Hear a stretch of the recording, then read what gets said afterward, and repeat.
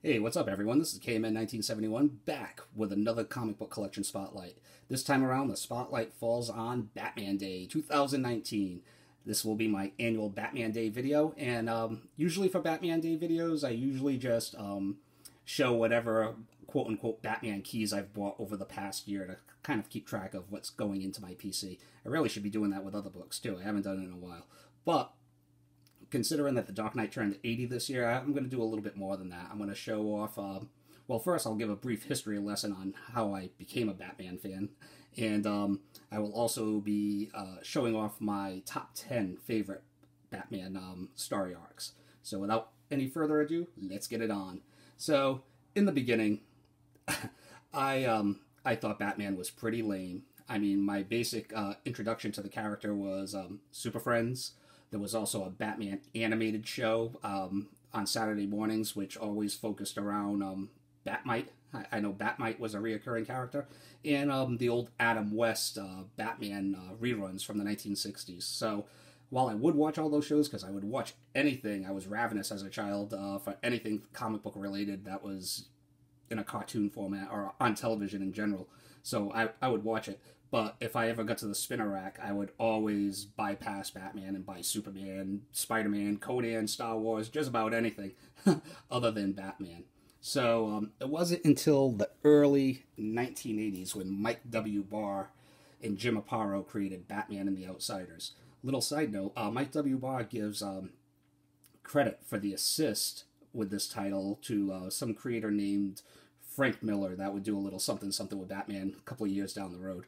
But this was the first time that I thought Batman was actually pretty cool, and really enjoyed this title. Unfortunately, around like issue 5 or 6, I discovered my first comic book shop. So it was Goodbye Spinner Rack, and it was just a sensory overload. So I kind of lost track of Batman and the Outsiders until, and Batman in general until probably the mid 1980s, which I will get into later.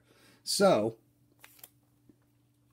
let's jump into my top 10 favorite Batman stories. Starting out at number 10, Nightfall. Great story arc. As we all know, it's the story arc where the bat was broken by Bane. So elements of the story have been put on the big screen already for all of us to see. So in my view, a classic. It was tough just picking one Grant Morrison story from his run on the ongoing Batman title, but I ended up picking Rest in Peace. Just a batshit crazy story arc. Batman hallucinating on drugs in the city and taking down the Black Hand. Great stuff. And all of the issues sported these incredibly awesome Alex Ross covers. Jumping to the New 52, and this will be number 8, The Court of Owls. I mean, who wasn't impressed when they were turning their comic book around in clockwise formation to going along with the Dark Knight and his spiral downward in those sewers. Awesome stuff. Scott Snyder and Greg Capullo have been rock stars ever since, and deservedly so. Up next, Hush from Jeff Loeb and Jim Lee. After this series ended, it seemed like the light bulb went off with the editorial staff at DC, and they were like, if we put a hot writer and a hot artist on Batman, the title really sells. Go figure. Put some good creative talent on your most popular property, and look what happens. So, great stuff. It was a super sweet 12 months, and it was I'd always wanted to see Jim Lee draw Batman up to this point. He did I think a Batman black and white story in some issue, I forget, and he also did a Batman black and white cover. But other than that, he'd never been on an ongoing Batman story arc. And this was just, it was fun, which comics should be. Coming in, I believe this is number 6. So coming in at number 6, Batman The Long Halloween. I could not find my issue number 1. I have no idea where I filed it. So I always thought this cover was pretty cool too. Once again, Jeff Loeb. This is Jeff Loeb and Tim Sale at their creative peak, in my opinion, and a must-have for all Batman fans. Lately, there's been a little bit of buzz around this storyline because people are speculating that elements of this might be taken and put into the new upcoming Batman movie, but we'll see. Nevertheless, you should own it. 13 issues of awesomeness. And I would also suggest picking up the sequel, Dark Victory, as well as 3 one-shots that Loeb and Tim Sale did together prior to The Long Halloween. So, fantastic stuff. Coming in at number 5, Batman: A Death in the Family. I remember reading this the first time. I was probably in my late teens, and I was just like shocked at how violently Jason Todd was taken out in the story arc. It was incredible. It was shocking. So, great stuff. Jim Starlin, Jim Aparo, the death of Jason Todd. And he stood dead for a very long time, but a very impactful story arc as far as the ongoing Batman series went. Coming in at number 4 in my introduction to Grant Morrison, Arkham Asylum. This is a first print. Fantastic stuff. I gotta stop saying fantastic stuff, but all of this stuff is fantastic stuff in my opinion. I can't help it. But just a creepy ass graphic novel. Great artwork, great storytelling. Must read. Coming in at number 3, the top 3 will probably be no surprise. Anyone that's been a longtime Batman fan, it's usually these are in their top 3. The order might be interchangeable, but usually these last 3 story arcs are always in the top 3 for most Batman fans. So coming in at number 3, Batman: The Killing Joke.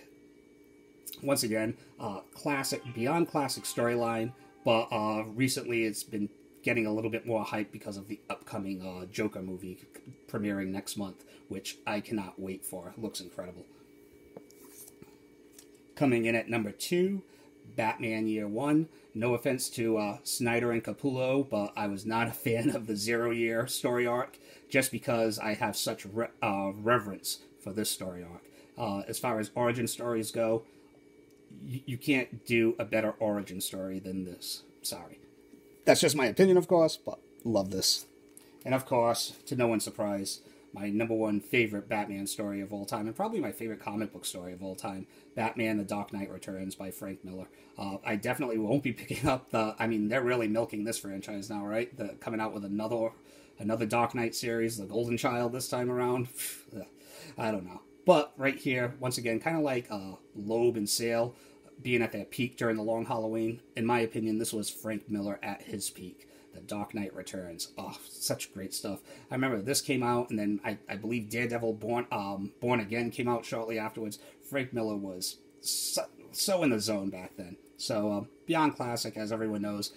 All of these are in first print in, probably near mint condition, I would say. So, number 1, number 2, number 3, and number 4. Lovely. Alright, so let's get into some of the Batman comics that I have bought over the past year since my last Batman Day vid. So I ended up picking this one up out of a dollar bin, which I'm pretty happy about. Flashpoint, Batman Night of Vengeance, number 1. Batman White Knight, number 1. B cover. Still haven't read this because I'm missing issues 2 and I believe 4. Once I get those, I'll read the whole arc, and then eventually grab the sequel too. Little Batman family spin-off. We have Man Bat number 1, which features interior artwork by Steve Ditko. So if you ever wanted to see Batman drawn by the legendary Steve Ditko, I would go here. Pretty cheap too. Batman Beyond number 1 variant. The Dark Knight number 27. Homage to The Dark Knight Returns. Batman Beyond number 1. First appearance of Terry McGinnis as Batman, or as Batman Beyond. I also have the Free Comic Book Day version, which actually has that the barcodes there. It's blank, and I was just looking up on online. And that goes, even the reprint goes between $20 and $30 now. So that's pretty cool. Batman number 27, another variant, homage to Batman number 1. Doesn't go for much. I think only maybe between $10 and $15. I spec'd hard and wrong on this character in the beginning of the year. Arkham Knight, Batman Arkham Knight, the first appearance of Arkham Knight, which obviously a better version than the in-continuity version of Arkham Knight, in my opinion. So here's number 1, and this is the arcade block variant. Here's the GameStop variant. And I think this is just a traditional A cover. I think all of those have depreciated down to like maybe $10, $15 issues now. Haven't checked in a long time, so don't quote me. Detective Comics number 524. According to the Key Collector app, this is the first full appearance of Killer Croc, which I tend to agree on. And this is also the second cameo appearance of Jason Todd. I have yet to find out what the first full appearance of Jason Todd is. I'm definitely on the lookout. If anyone knows, please hit me up in the comment section below. Another upgrade from this year, Detective Comics number 476. As I've said before, I just love the Steve Englehart Marshall Rogers run on Detective Comics. Woefully underrated. Detective Comics number 437, which is the first appearance of the Manhunter. Okay, what do we have next? One of my favorite pickups of this year, Batman and Robin, just Batman actually, but Batman number 237, Neal Adams cover and interiors. And Batman number 243, another Neal Adams joint, cover and interiors yet again. Can never get enough of that Neal Adams Batman Bronze Age stuff. Batman Adventures number 10, obviously just a cover grab, but what a cover. That is just beautiful. Batman Gotham Adventures number 10.